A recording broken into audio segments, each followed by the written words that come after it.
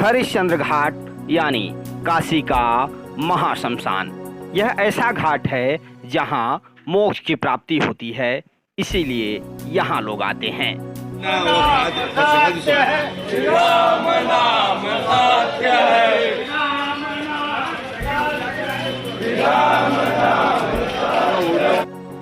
बनारस में मृतकों के अंतिम संस्कार के लिए दो घाट अति प्रसिद्ध हैं। पहला मणिकर्णिका और दूसरा राजा हरिश्चंद्र घाट। हरिश्चंद्र घाट के कल्लूडोम ने राजा हरिश्चंद्र को खरीदा था, इसलिए इसका नाम हरिश्चंद्र घाट पड़ा। इस घाट पर आज भी राजा हरिश्चंद्र, उनकी पत्नी तारा और उनके बेटे रोहित की मूर्ति स्थापित है, मंदिर बना हुआ है। यहाँ लोग सत्यवादी राजा हरिश्चंद्र के दर्शन करते हैं, उन्हें शीश नवाते हैं। इतना ही नहीं, इस घाट पर मंदिर है महाश्मशान का, जो कि शमशान के महाश्मशान के मालिक हैं। दूसरी तरफ मंदिर है माँ काली, संकट मोचन हनुमान जी और भगवान शिव का भी। राम नाम सत्य है।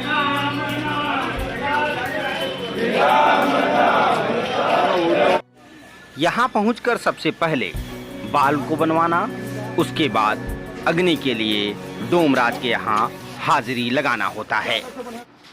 यह महाश्मशान की धूनी है जो 24 घंटे जलती रहती है। यहीं की अग्नि से चिता जलाई जाती है। धूनी के जस्ट बगल में मूर्ति स्थापित है कल्लू डोम की, यानी डोमराज की, और बगल में है राजा हरिश्चंद्र और उनकी पत्नी तारा। यह मंदिर उन्हीं का है।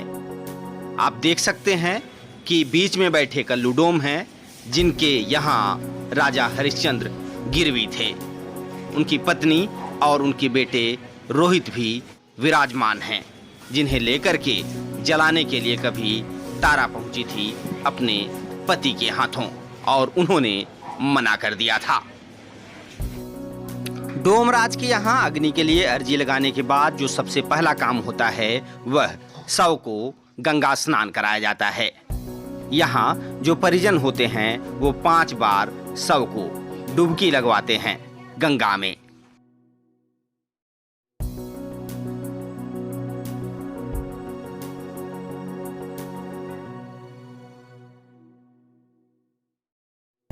शव को गंगा स्नान कराने के बाद लोग इसे ले आते हैं और चिता के पास रखते हैं।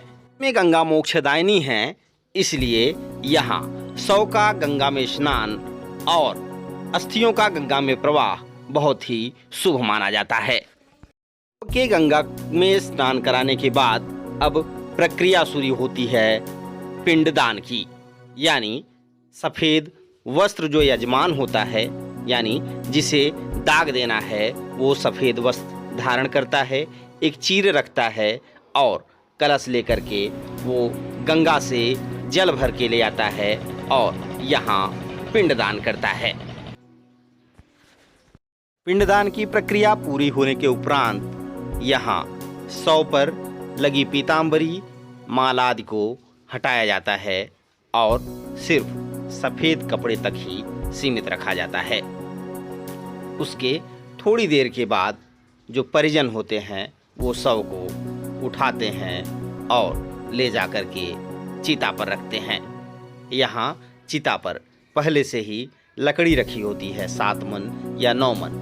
वहाँ उसी के ऊपर शव को ले जा कर के रखते हैं और उसके बाद फिर कुछ लकड़ी, चंदन इत्यादि शव पर डालने का काम होता है। काशी का यह घाट यह बताता है कि यही सच्चाई है, हर जीव की सबका अंत यही होना है और जीवन का अंतिम परिणाम भी यही है।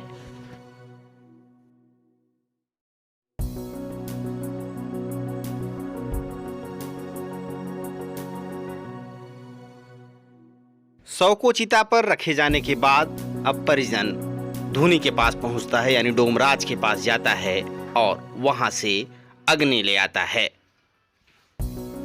तब की 5 बार परिक्रमा करने के बाद यजमान यानी मुखाग्नि देने वाला वो 5 बार परिक्रमा करने के बाद तब जाके शव में अग्नि दे देता है, यानी चिता में अग्नि देता है, जिसके बाद अग्नि मिल जाता है।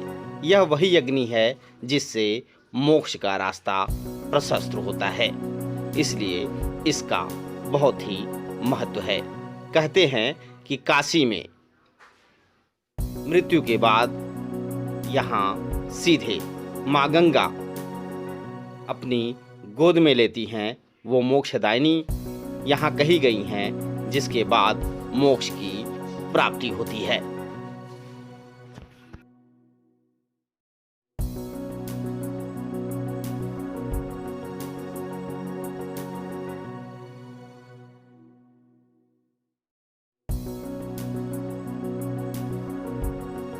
महाराजा हरिश्चंद्र की बात करें तो वो इक्ष्वाकु वंशज त्रिशंकु के पुत्र और राजा श्री रामचंद्र जी के पूर्वज थे।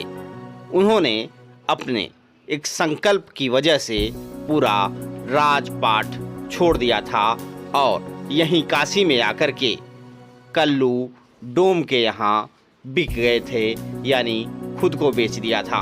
वो उनकी परीक्षा ले रहे थे विश्वामित्र, जिसके बाद मालूम चला कि वास्तव में राजा हरिश्चंद्र सत्यवादी हैं। तब से उनकी यहाँ मूर्ति है और हरिश्चंद्र के नाम से इस घाट को जाना जाता है। यह घाट खासकर दीपावली जैसे त्योहार में एक तंत्र विद्या का भी बड़ा साधन माना जाता है। आज भी देश विदेश से लोग यहाँ आते हैं और अपनी अलग पहचान बनाते हैं।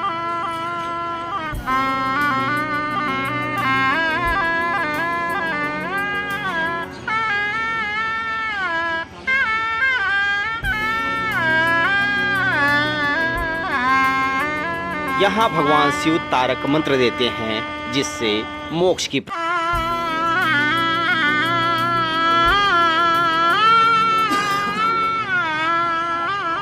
यहाँ भगवान शिव तारक मंत्र देते हैं, जिससे मोक्ष की प्राप्ति होती है।